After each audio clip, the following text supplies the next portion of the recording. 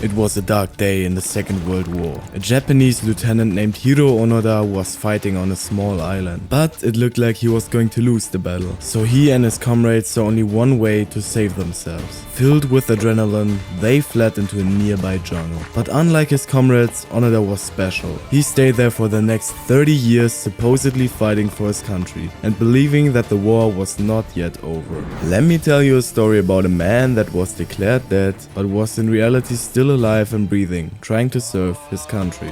Onoda grew up in a traditional Japanese family where obedience and respect were particularly important. His father, a man he respected, taught him to never give up, even when it seemed hopeless. Even as a child, Onoda showed exceptional survival skills in nature. While the other children went home from playing in the forest, Onoda stayed and built himself a shelter to protect himself from creepers. Fast forward to 1942. He joined the Japanese army and was supposed to become a pilot. However, Onoda was afraid of heights and did not want to end up as a kamikaze pilot. Watch your jet, bro. Watch your jet! So he was assigned to a secret mission to carry out a sabotage operation on the Philippine island Lubang. He was specially trained for this task and learned to become invisible in the jungle. His task, together with his group, was to destroy the infrastructure, prevent enemy landings and fight, no matter how long it took to defeat the enemy. This sentence burned itself deep into Onoda's memory, and so he made it his mission, promising himself that he would never surrender, no matter the cost. But apart from him, nobody really followed the instruction to keep fighting. Bro, finally shut your damn ass up. Most believed that the war was lost anyway and that there was no point in preparing for enemy attacks. As it turned out, this was a big mistake. The Americans attacked the island a short time later and most of the Japanese soldiers either surrendered or were killed. But a small group of soldiers, including Onoda, managed to escape. Come on, boys. I know a way. Follow me. The escape was chaotic. In the darkness, they lost most of their food supply and almost half of their group.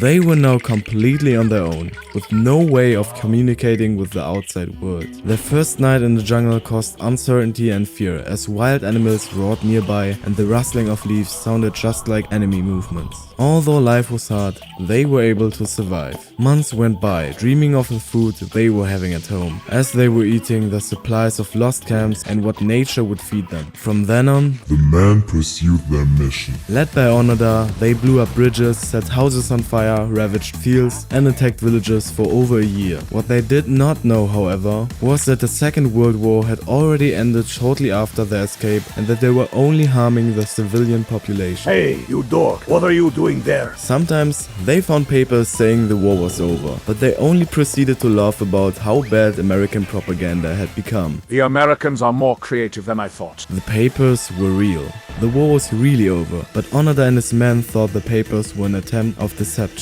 One thing was clear to them: never give up, no matter how hopeless the situation appeared. Feel free to step closer, you goofballs. Oh shit, guys, I was just kidding. It was only a matter of time until troops were stationed on the island to search for Onoda and his crew to prevent them from causing any more damage. But they thought these troops were enemy soldiers. For 5 years, they kept changing their location to escape the supposed enemies. The group kept getting smaller because of the harsh conditions. But the long journey didn't only have negatives to it. Onoda found a friend and his name was Kazuka. The two were inseparable, and together they ate worms, drank contaminated water from a remote pond, and even wiped each other's diarrhea from their butts caused by the dirty water. He found himself a friend for life. It was just another day when Onoda and Kazuka attacked the local hospital. The Filipino troops were alarmed and tried to defend it. The two bravely tried to hold their ground, firing the ammunition they found in the army camps they had robbed. Hey, where the hell are you going with my equipment? You mean our equipment?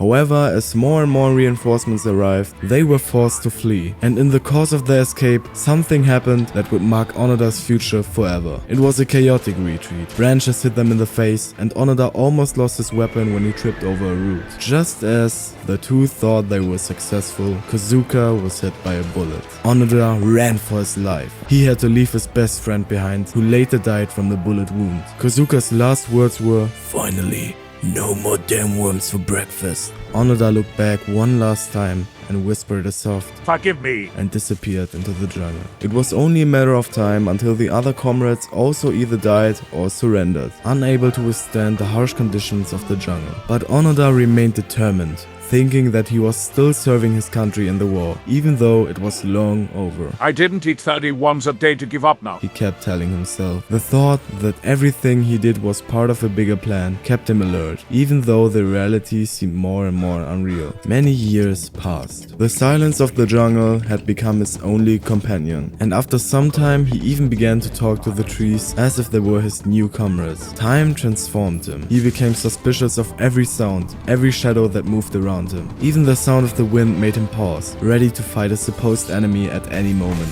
By now, he was completely on his own, and yet every evening he sat in front of a campfire and planned the next attack, unaware that he was only harassing innocent people in the process. The fire was his only friend, a light in the darkness that reminded him that he was still alive. Every night felt like a preparation for an important day, but that day never came.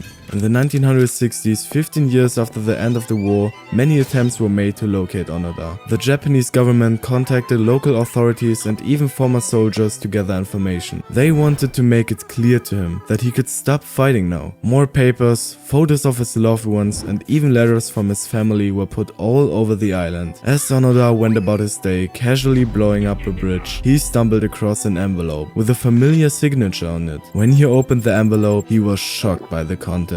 The letter contained not only words but also a crumpled family photo that reminded him of a time that felt like another life. The letter was from his brother, asking him to come home. Onoda has become insanely paranoid over the years, and because the letter appeared as if it was actually written by his brother, he believed that his family has been forced to write letters to get him to resign. So he decided to just throw the letter away. He took a deep breath, looked at the photo one last time, and promised himself he would never give up on his mission. They think I'm stupid enough to fall for it. He said quietly as he threw the letter into a fire. Meanwhile, there were legends surrounding the mysterious man who was still in the Philippines decades after the end of the war, because he believed that the war was still not over. At one point, he was even declared dead because he had not been seen for so long. Nevertheless, there were still many people who were sure that Onoda must be still alive. The worldwide newspaper reported about him, and you could read his story in so many newspaper articles. But when the adventurer Norio Suzuki heard about it, things were meant to change. Suzuki was fascinated by the idea of meeting a man who was so dedicated to his principles that he entirely ignored reality. He wanted to meet him and set himself up for the task of finding a panda, a yeti, and Onoda. Suzuki prepared for a long journey. He studied maps of the island and collected reports of recent sightings of Onoda before beginning his search. Suzuki packed a sleeping bag, tools, and a life-size anime pillow in his backpack to protect himself from the loneliness.